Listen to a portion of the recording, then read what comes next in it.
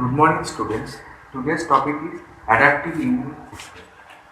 Up to this point, I think you have already know that what is difference between innate and adaptive immune system. Basic difference is that in adaptive immune system, we need a antigen exposure so that there is response. After antigen exposure, there is a primary immune response which is slow to react. On second exposure to the same antigen, response is quite rapid and it is known as secondary immune response. So, basic difference between these two is that's why exposure to antigen. Now, adaptive immune system has three components by which it acts in our body. One is lymphoid tissue, another one is cells with specific function, and another one is soluble mediator. Lymphoid tissue. Lymphoid tissue. What are the different types of lymphoid tissue that is present in our body? In fetal life, it is fetal yolk and fetal liver or embryonal tissue. Primary lymphoid tissue in our adult system is bone marrow and thymus. What are the secondary lymphoid tissue? These are lymph node, spleen, tonsil, adenoid. Lymphoid tissue present in skin, mucosa of broadcast, blood and genitourinary system. What are the cells that are present in our body with specific function? One is neutrophil, eosinophil, basophil, monocytes, macrophages, lymphocytes, mast cells, dendritic cells, and some cell-bound recognition molecules such as HLA and major histocompatibility complex. What are the soluble receptors that are present in our body? Those are antibodies, cytokines, complement system, acute phase reactant, and inflammatory markers such as prostaglandin, leukotriene, platelet activating factor, histamine, etc. Now come to all these three components one by one. Lymphoid tissue. Now bone marrow and thymus are the primary lymphoid tissue. Both B and T lymphocytes are developed in bone marrow, but B lymphocytes also mature in bone marrow, but T lymphocytes leave bone marrow and get mature in thymus. Now, what are the lymphoid organs in other than these? These are tonsil, spleen, lymph node, and lymphatic tissue spread almost in all parts of our body, or some specific lymphoid tissue such as pear patch or tonsil. Now, cells with specific function. What are those? Some are neutrophil, eosinophil, basophil, monocytes, lymphocytes. What are the granulocyte family and myeloid or lymphoid lineage? Granulocyte family or myeloid lineage and lymphoid lineage. Granulocyte, why these are called granulocytes? These are called granulocytes because this cytoplasm contains multiple granules, and that's why these are granules. And neutrophil is also called polymorphonuclear because its nucleus contains multiple small lobes. Now, what is the main function of neutrophil? It is phagocytosis and chemotaxis factor are the main function of neutrophil. And eosinophil and basophil. Basophil is released in response to allergic response, and eosinophil are released in hypersensitivity reaction. What are monocytes? Monocytes are nothing but immature macrophages that are present in blood. What is its function? Its function is to act as antigen presenting cells and phagocytosis. It also produces cytokines. Now, this is a schematic diagram showing how these cells are prepared and matured from bone marrow. First is pluripotent stem cells. It is the mother cells from which erythrocytes, platelets and granulocyte, lymphocyte, myeloid lineage and lymphocyte, lymphoid lineage are prepared. Now, as already you know that granulocyte lineage are neutrophil, eosinophil, basophil, and lymphoid lineage are T lymphocytes, B lymphocytes and natural killer cells. Now in blood, this maturation of this neutrophil, basophil, monocytes occurs and dendritic cells is converted to immature dendritic cells.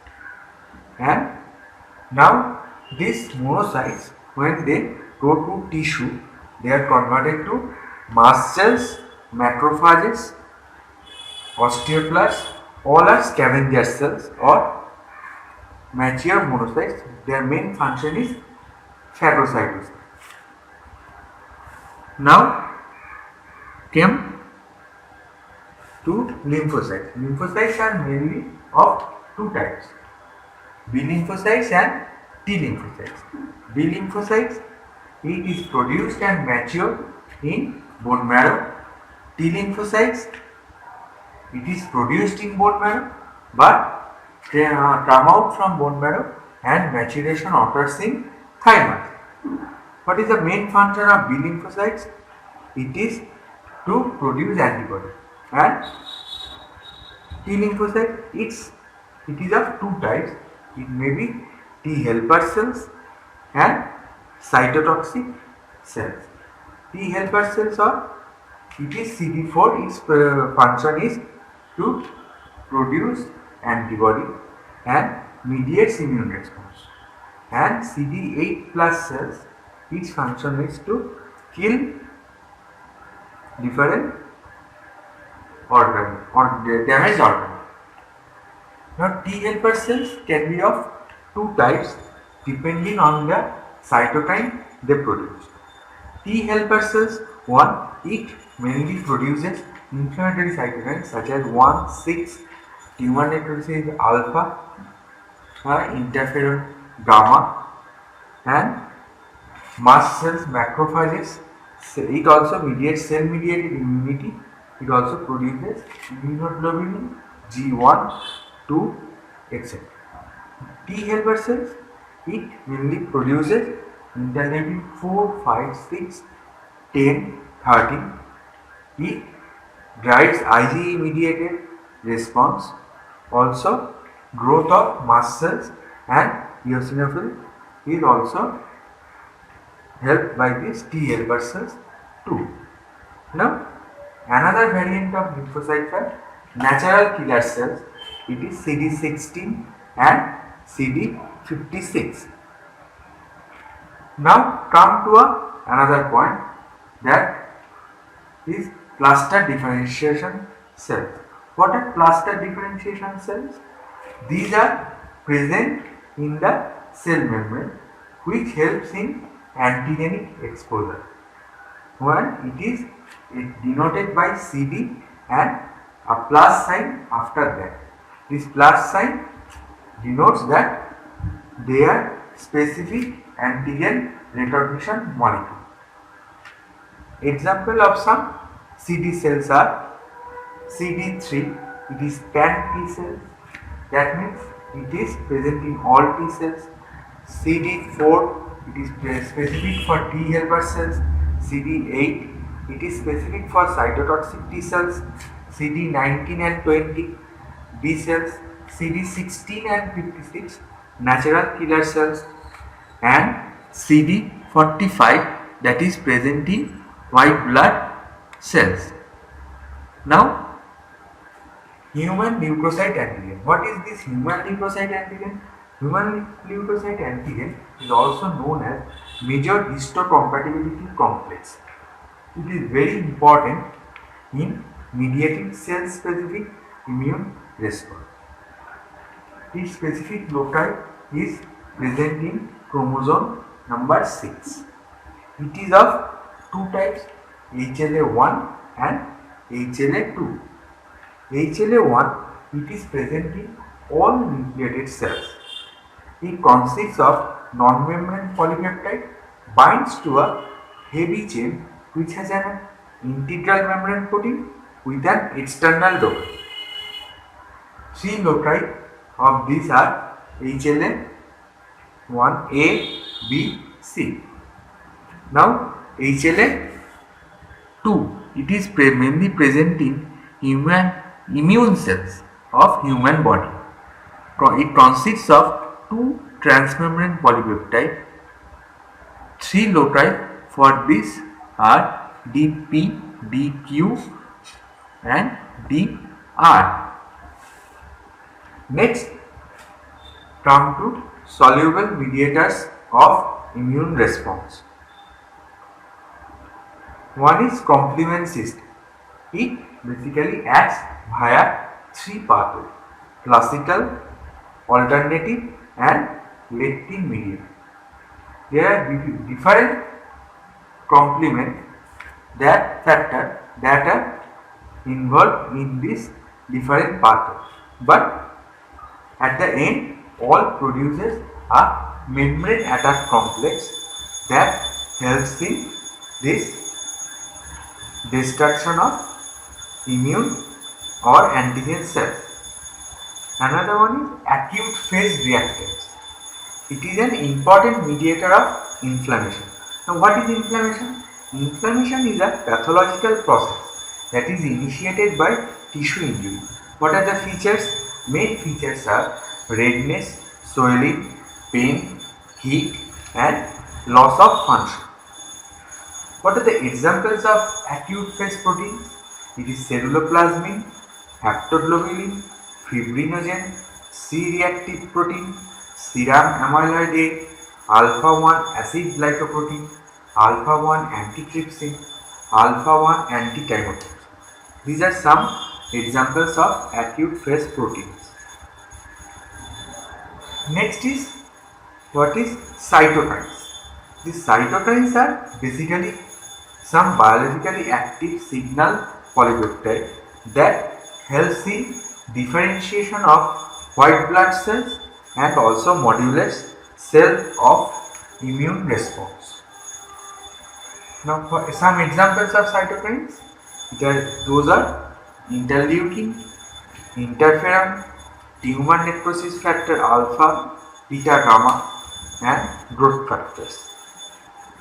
Now, some inflammatory cytokines.